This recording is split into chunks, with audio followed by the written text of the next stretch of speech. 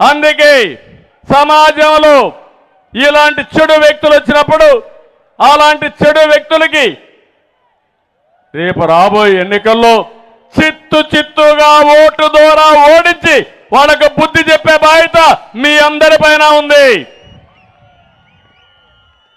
ఇంకో పక్క ఒక్కసారి ఆలోచించండి.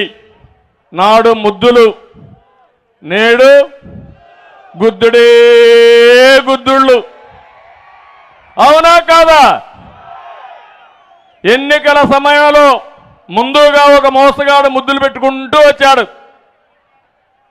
అయిన తర్వాత నేను అడుగుతున్నా, మీ జీవితాల్లో మార్పు వచ్చిందా అని మిమ్మల్ని అడుగుతున్నా.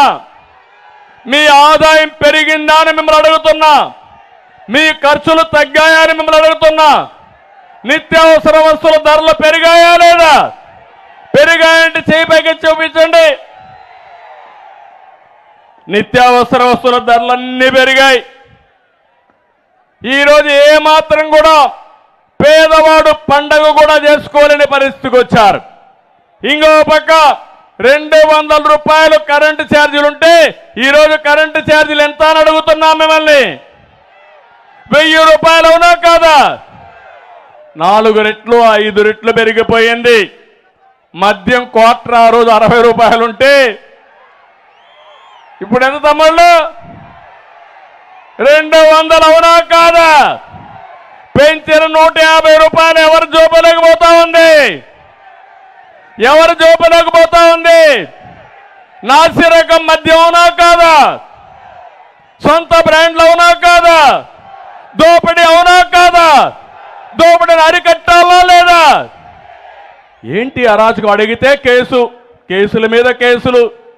అంటే తమ్ముళ్ళు ధైర్యంగా ఉండండి. ప్రతి ఒక్కడికి వడ్డీతో సహా చక్ర వడ్డీ చెల్లిస్తాం. మొన్నే చూశారు తిరుపతిలో ఒక ఆయన మున్సిపల్ ఎలక్షన్లో ఐఏఎస్ ఆఫీసరు ఎగిరిగిరి పడ్డాడు. 20,000 దొంగ ఓట్లు రిజిస్టర్ చేశాడు. ఈరోజు ఎలక్షన్ కమిషను అతన్ని సస్పెండ్ చేశారు. అయిపోయింది ఆయన పని. సిగ్గైనా ఉండాలా. ఇప్పుడు ఒత్తిడి తీసుకొస్తారు వీళ్ళు పోలీసుల పైన కూడా. తమ్ముళ్ళు జాగ్రత్తగా ఉండండి. రేపు మళ్ళా శిక్ష పడితే మీకే పడేది.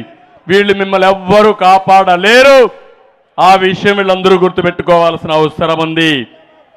నేను అడుగుతున్నా, పెట్రోల్ డీజిల్ ధరలు పెరిగాయా లేదా? బాగా పెరిగాయా లేదా? పన్నులు పెరిగాయా లేదా? అన్నీ పెరిగాయా లేదా? దీనివల్ల మీరు నష్టపోయారు అవునా కాదా? అందరూ నష్టపోయారు. ఒక వర్గం కాదు. ఒక చిన్న కిళ్ళి కొట్టు పెట్టుకున్న వ్యక్తి, ఒక కూలి పని చేసుకునే వ్యక్తి, ఒక రైతు ఎవరైనా బాగున్నారా అని మిమ్మల్ని అడుగుతున్నా. గిట్టుబాటు ధర వచ్చిందా అని మిమ్మల్ని అడుగుతున్నా. మీ పంట కొన్నారా అని మిమ్మల్ని అడుగుతున్నా. సకాలం నీళ్ళు ఇచ్చారా అని మిమ్మల్ని అడుగుతున్నా. 1-2 సమస్యలు కదా, అన్ని సమస్యలే. ఇలాంటివన్నీ చేసి అందరూ నష్టపోయారు. అందుకే ఒక్కసారి మీరు ఆలోచించండి. చెత్త మీద కూడా పన్నేసిన చెత్త ముఖ్యమంత్రి, పనికి మాలిన ముఖ్యమంత్రి, చరిత్రలో ఎప్పుడూ చూడని పిచ్చి తుగ్లక్ ఈ జగన్మోహన్ రెడ్డి. ఇంటి పన్ను పెంచారు, కరెంటు ఛార్జీలు పెంచారు, మద్యం రేట్లు పెంచారు, ఆర్టీసీ రేట్లు పెంచారు.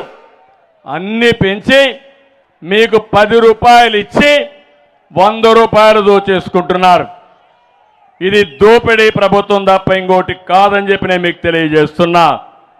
ఇంకో పక్కన పన్నులు కానీ పెరిగిన ధరలు కానీ 4 ఏళ్లలో ఒక్కొక్క కుటుంబం పైన 4 నుంచి 6 లక్షల రూపాయలు అదనంగా భారం పడే పరిస్థితి తీసుకొచ్చారు.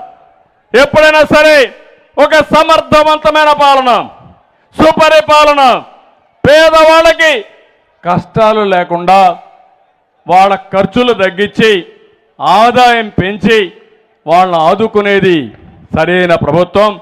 ఇది పేదల ప్రభుత్వం కాదు, ఇది పేదల రక్తం తాగే ప్రభుత్వం. ఇది ఇంకో పక్కన నేను ఆ రోజు చెప్పాను, ఊరూరు చెప్పాను, ఈ జగన్మోహన్ రెడ్డి వస్తే పోలవరం ఆగిపోతుందని.